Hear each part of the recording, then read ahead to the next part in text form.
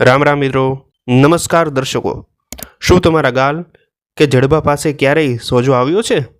શું તમને ખબર છે ગાલ પચોળિયું અથવા મમ્સ એક ચેપી વાયરલ રોગ છે જે માત્ર બાળકોને જ નહીં પણ પુખ્ત વયના લોકોને પણ અસર કરી શકે છે। તાજેતરમાં આ રોગના કેસોમાં વધારો જોવા મળ્યો છે।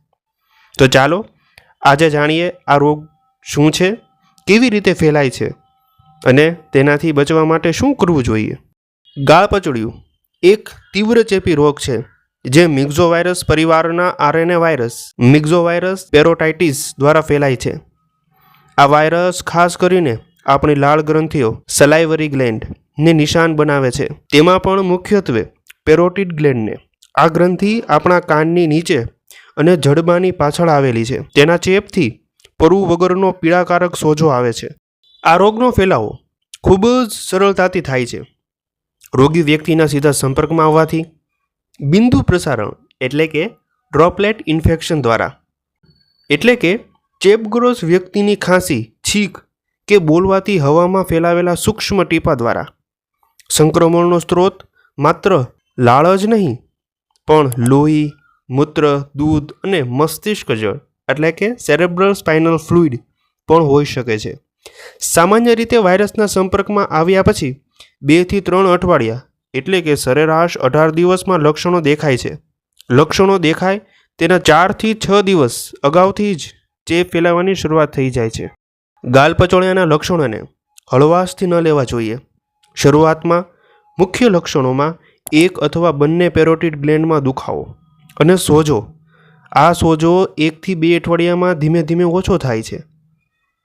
અન્ય લક્ષણોમાં જોઈએ તો સામાન્ય રીતે તાવ, માથાનો દુખાવો અને શરીરમાં કળતર જોવા મળે છે। ગંભીર કેસોમાં વાયરસ પેરોટિડ ગ્લેન્ડ ઉપરાંત શરીરના અન્ય મહત્વના અવયવો પર પણ હુમલો કરે છે।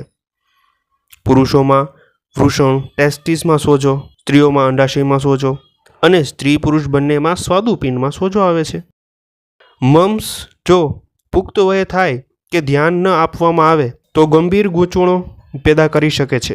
જેમાં જોઈએ તો ઓવરાઇટિસ, વૃષણ અંડાશયમાં સોજો, પુખ્ત પુરુષોમાં ક્યારેક વંધ્યત્વનું જોખમ રહે છે। મેનિંગો એન્સેફેલાઇટિસ, મગજ અને તેના આવરણ પર સોજો, નર્વસ ડેફનેસ, કાયમી બહેરાશ, સાંભળવાની ક્ષમતા ગુમાવી, માયોકાર્ડિયાટિસ, હૃદયની માંસપેશીઓમાં સોજો।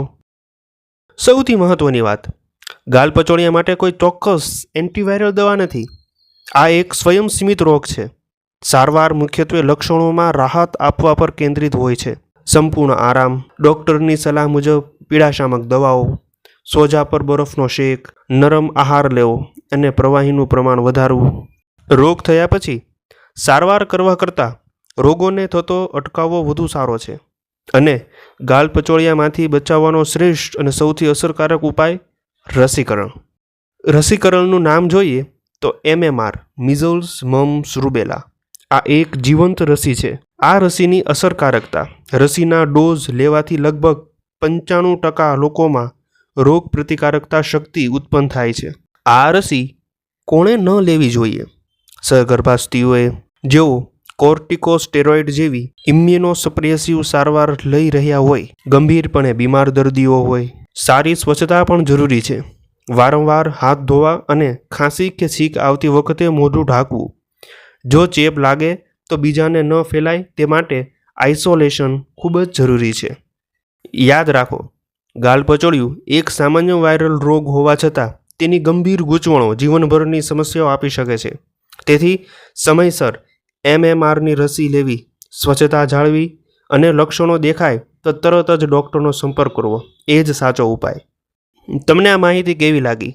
કોમેન્ટ્સમાં અમને જરૂર જણાવો અને આ વિડીયોને તમારા મિત્રો અને પરિવાર સાથે શેર કરો જેથી તેઓ પણ ગાલ પચોળિયાથી સુરક્ષિત રહી શકે। અસ્તુ, સાવધાન રહો, સુરક્ષિત રહો।